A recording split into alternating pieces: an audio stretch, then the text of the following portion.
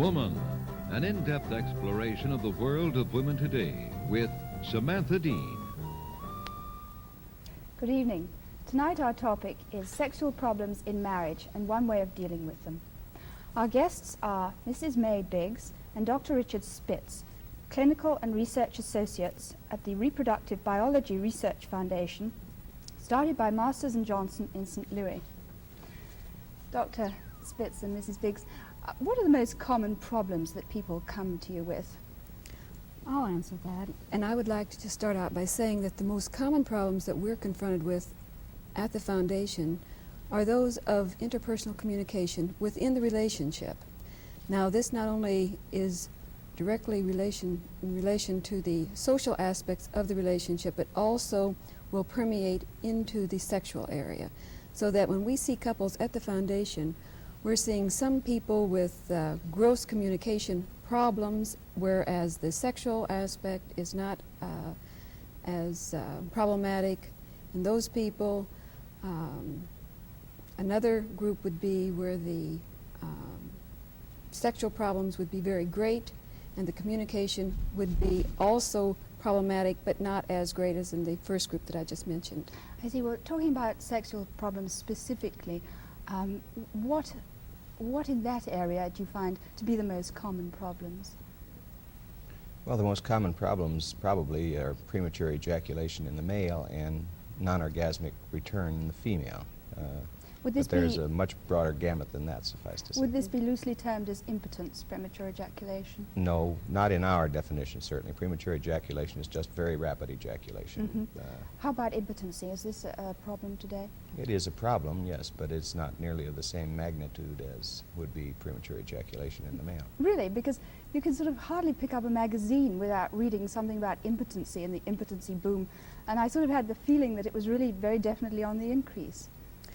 I feel that much of the media is giving attention to impotency problems in the males today because of the female being given the right to exercise her sexual right as a female. In other words, in the past, if males had a problem, it was always related to the female in terms of her not meeting his needs. Now today this is kind of reversed, and they're now saying that if the female comes on too strongly, this also is causing the male problem. So the female is caught in a double bind. She's kind of, bad if she turns on, she's bad if she doesn't turn on. Well, do you think the so-called sexual revolution and the resultant increased sexual expectancies on the part of the woman have had something to do with sort of upsetting the apple cart, if you'll excuse the metaphor? On the contrary, the reversal of the double standard is the greatest gift that any male can receive. Now, he may not appreciate it at the moment, but it is still a fact. There aren't going to be that many males running for the woodwork just because the female is allowing herself to turn on. No way. Also, in terms of your usage of sexual revolution, we feel very strongly that there's not been a sexual revolution. In other words, it's been more of a sexual evolution than a revolution. And that as more people become comfortable with the terms and with sex being a topic that we can speak about, that more people are going to be able to bring this out into the open. Well, what I really meant was sort of, whereas in the Victorian era the woman was looked upon as the sex object, now this is sort of evening out a little bit, and perhaps even the man is looked upon as the sex object nowadays. Do you think this is so? That's fine, because all human beings are sex objects. Every human being is sexual from the moment of birth until the moment they die. And what is happening now is simply an equalization, which is what we're all for, and again, I always have to keep reminding males that they're going to enjoy it. That's what's in it for them.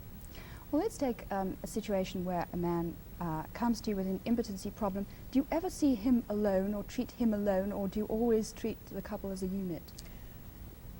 Individuals are never treated at the foundation as individuals. The relationship is what is treated at the foundation, so therefore we always see two people in a relationship. A pair unit, whatever it may be, whatever the pair may be. Because we also feel that there is no uninvolved partner in terms of a sexual inadequacy. Now, you are male and female co-therapists. How does it work when you come to interview and treat, let's say, a couple who has the problem where the man is instrumental, the problem is impotency, let's say? Well, Again, but there's no way that we can spell out in detail treatment of any particular kind of distress, because if there's anything we would like to get across here is the therapy at the Foundation is not a cookbook kind of process where everything happens the same way for each couple every day. This is just not so. It is tailor-made to the individual unit, and we constantly remind ourselves and them that it is the relationship which is in therapy, not the sexual dysfunction. Well, what is the most common reaction of the spouse to his or her partner's sexual inadequacy? Well, generally we see very frequently the male feeling that he has not contributed to the female's sexual inadequacy, or vice versa. And as we present this to them during the course of therapy, they come to the realization just, as to how they have helped either maintain it or perpetuate some of the sexual inadequacies in the relationship. And again, we have to talk about the relationship. We can't talk about one individual or the other individual. It takes two people to make a relationship go and two to louse it up, in essence. And we always figure that it's 50-50. We never try to qualify or say it's all your fault or any balance. Well, when you're treating a relationship, do you find fear of failure to be rather common? Performance fear is what we talk about most all. The major problem of any sexual dysfunction is fear of performance, and that's sex out of context. They're not allowing themselves, one or the other, or both, to just act out what is a very natural psychophysiologic phenomenon. So how do you get around this problem? By talking with them a lot. Well, not only talking with them, but also teaching them about their own bodies in terms of the physiological aspect, the human body, the sexual components, anatomy. Many people, many women, do not know anything about their own anatomy because they've never taken time out to look at themselves. And not only not knowing anything about their own bodies, they've not shared this with their husbands. So we do have kind of a clinical look taking place too while they're at the Foundation. Yes. There might be a few women watching this program who are inorgasmic. Now, do you look upon this as a sexual dysfunction, or is this sort of within the bounds of normalcy if she has an otherwise good relationship with her husband? There are some females who are quite adequate sexually, who do not feel the need to be orgasmic.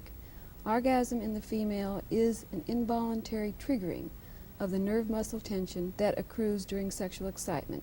Now, if the female is getting enough warmth, tenderness, and her needs satisfied just by being in close proximity or just close relationship with the male, then this would not constitute a dysfunction for that particular female. There are other females who feel that it is their duty to be in a particular place at a particular time on a particular night for their man. And if this is what constitutes their needs, then again, this would not be a dysfunction for that particular female.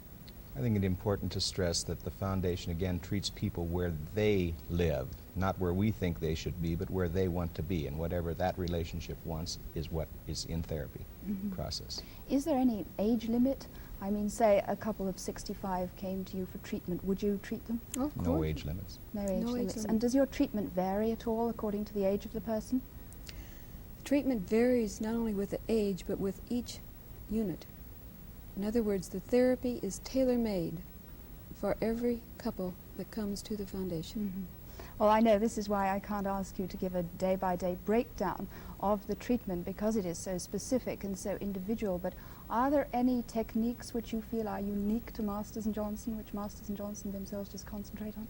No, there are none that are unique to Masters and Johnson in which we concentrate on. So this is a myth, in other words? In fact, we do not teach technique at the Foundation. If we wanted to talk about technique, I think the closest we could come would be in terms of teaching techniques of communication. What do you think about these books that have been written by couples who have been through the course of treatment and have then, for various reasons, written a book about their treatment? How accurate is this? Well, I don't think I can answer that question because obviously people see things the way they see them, suffice to say. There are 3 authorized paperbacks out of the Foundation, and these have to do with the interpretation of both human sexual response first, and then 2 of them on human sexual inadequacy. Other than that, it has to be expected that they will write as they perceived it for themselves. Well, what about specific books like The Sensuous Couple and The Sensuous Male and The Sensuous Female? Lots of people nowadays get their sex information from these books. Do you think they have any merit, value? People have been trying to get sex information from all types of sources for a long period of time. These are new books that have come on the market. They just add to new sources, or the sources of information. The great need that people have is to know more about themselves sexually, and also to know about others sexually. So as far as the material being available, people are going to read it. Mm-hmm. Of all the couples that come to you for treatment, what percentage do you treat, and what is your criteria for accepting people? Well, to the great extent, so far, insofar as there is no gross psychopathology, which obviously we could not deal with in a 2-week intensive therapy program, then it almost becomes a first-come, first-served basis. Well, how do you determine whether or not there is any gross Because problem? we demand professional referral, and presumably the professional person in their home community has screened them to rule out their need for Oh, I see. So, intensive psychiatric in therapy. other words, nobody can come to you direct. That's they correct. have to be Right. referred. What are the sources of referral? Gynecologists? Physicians of all Physicians. kinds, ministers, social workers, psychologists. Marriage counselors. During the treatment process, where do the couple actually live? Well, they have a choice of a variety of hotels around, St. Louis. I see. So they're completely separate, and all the treatment goes on in the privacy of their own motel bedroom. Well, the counseling component of the day goes on at the foundation. They are never, ever under observation at the foundation. Any sensuous exchanges or sexual functioning goes on within the privacy of their own hotel apartment. Mm-hmm. Again, stressing the fact that they are never observed during the interchange of sexual activity. How long does this whole course of treatment last? The intensive phase lasts 2 weeks, where they're at the they're in St. Louis for 2 weeks, coming into the foundation, 7 days a week, 14 days. Then after that, we follow them up on a continuous basis, either by letter, telephone. Sometimes, if we feel the need that they come back for a return visit, we will encourage them to do this, so that the follow-up actually is for 5 years. Mm-hmm. During this time, though, whilst they're in treatment, they're sort of cloistered, so to speak. They're in like a clinical limbo and cut off from all the stresses and demands of everyday life. What happens when they go back into everyday life? Do some of these problems reoccur? The first 2 weeks at home for every couple practically are the toughest, because they have been in their own little island of the two of them working on their marital interaction for 2 weeks, and then they go home and the male is up to paper to his nose and the female gets involved with the kids again, and they tend to forget. And this is why our first contact with them is the first week or two after they're home, Mm-hmm. to be sure to remind them of the things that they did put into practice in St. Louis. What is your rate of success? We don't talk about Oh. success, we talk about rates of failure. Well, And the rates of failure in our experience are about 20%. and to what would you attribute these rates of failure? Again, so multidimensional, there's really no way to answer it. I at least have no way Many, to answer many it. factors enter into the motivation of the individual, and also the willingness that he or she has to stay within a particular type of relationship. Mm-hmm. But other than that, there are so many other factors that also enter into this. Do you ever get couples coming back to you, at recurrent visits from time to time? Yes, again, as Mrs. Biggs has said, if we feel the need and they have asked and requested, then they may come back for a refresher course for a brief period of time, let's say a weekend or something like that. Mm-hmm. How much does this treatment cost? Currently, the therapy program is $2,500 for the 5 years, but the foundation is a nonprofit research foundation, and therefore 1/4 of the patients are treated free of charge and 1/4 are treated at a reduced rate. Do you ever get people coming to you who have sort of no really serious acute problem, but just have a sort of feeling of general apathy or boredom with their relationship? What do you do about this? We again focus on the communication within the relationship in terms of having or encouraging each of the individuals within that relationship to represent themselves in terms of their needs, their requirements, wishes, and desires. I think we have to talk just a minute about the kind of communication we stress. In any functional pair relationship, it is incumbent on both of the two people to represent self in very much an I-me way. Now, when we were growing up, this would have been a very selfish thing to do, and yet I can't figure out anyone who can represent anybody except self. So we encourage that each of them must represent self, sexually and in the social areas of their communication also. Mm-hmm. Well, do you ever get people coming to you with real problems which you later on find out about? I mean, regarding their self and their self-image and their perception? I hope we don't find out about them later. That's the name of our therapy, is of course to find out about them there while they are in St. Louis. In fact, we try to establish the parameters of these categories on the first day, so that we have a good insight as to what we're dealing with in terms of the relationship throughout the rest of the therapy process. So you have a relatively lengthy history-taking process, do you, and an orientation program? The history-taking process is probably the interesting thing, too, because on the first day, the male therapist interviews the husband and the female therapist the wife, and then that afternoon cross over. It's a little hard for a male to brag about his marks on the wall when he's talking to another man. If he were talking to a female therapist at that stage, he may well, and the converse is also true. So it's an intensive, in-depth interview. I think also I'd like to add that our population is motivationally very biased. These people come to St. Louis because they very desperately want to save their marriage or make it better or whatever they want.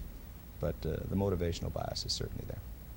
Do you ever get cases where you cure the so-called problem, but you don't cure the relationship, or the ills within the relationship, and they can function very nicely with somebody else, but not with each other?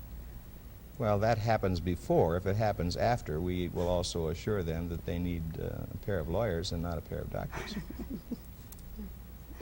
There's a tremendous proliferation of these sex clinics within the last year or so. How would a couple determine who are the quacks, who are the people masquerading as being Masters and Johnson trained, and who are the real people?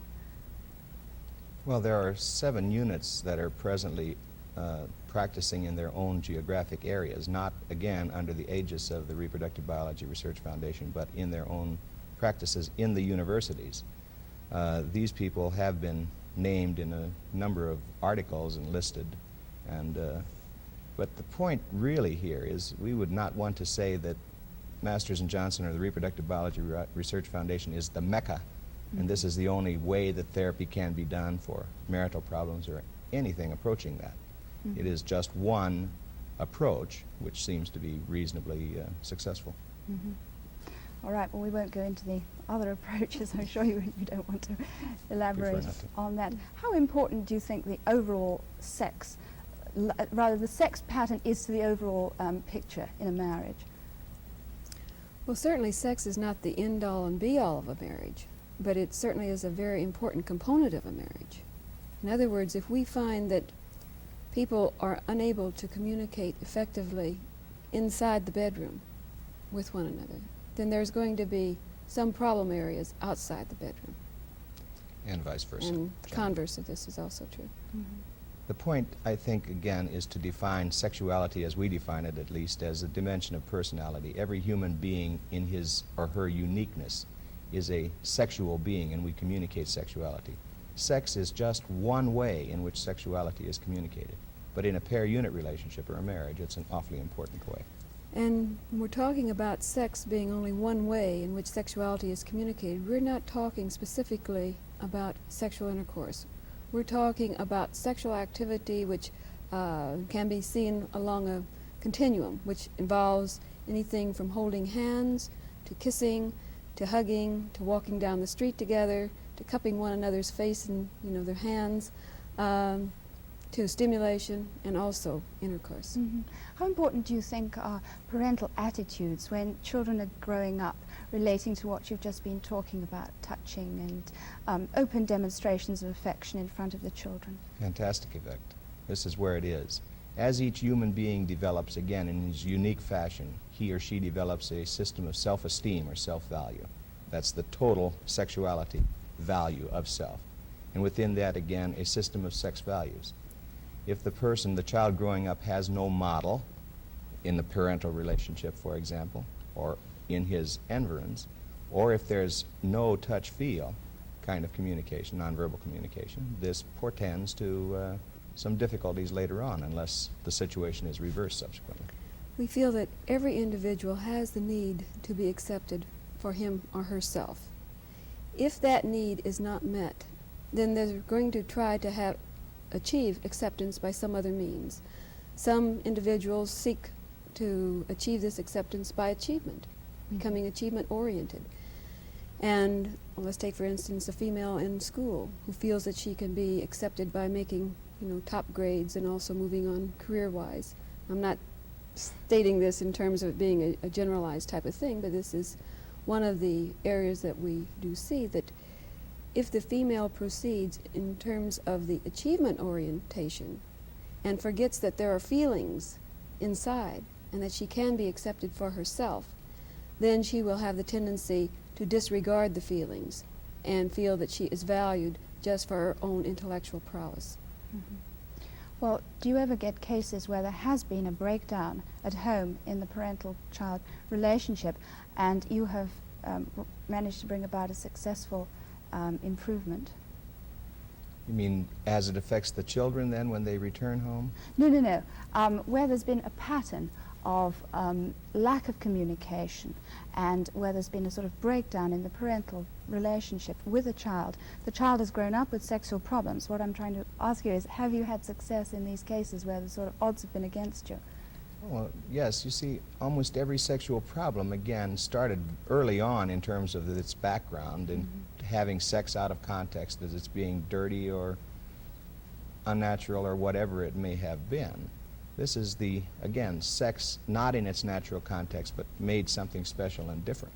While we're talking about sex being in its natural context, must emphasize again that sex is a natural psychophysiological process. But so many people take it out of that context and either try to make work out of it or try to use it as a reward-punishment system or many other variations on this theme, that they remove it out of its natural context. I think to go on from that, to extend it, would use another example, a couple who comes to St. Louis for therapy, where they have had difficulties with their child or children.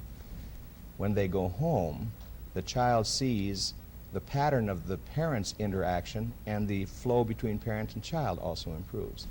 I also always like to remind that the word discipline is from the same root word as disciple. The child is in essence a follower of the authority figures, and how the authority handles it is the way the child is going to be guided and led. You said your techniques vary very much from individual to individual. Do the individual therapists' techniques vary at all?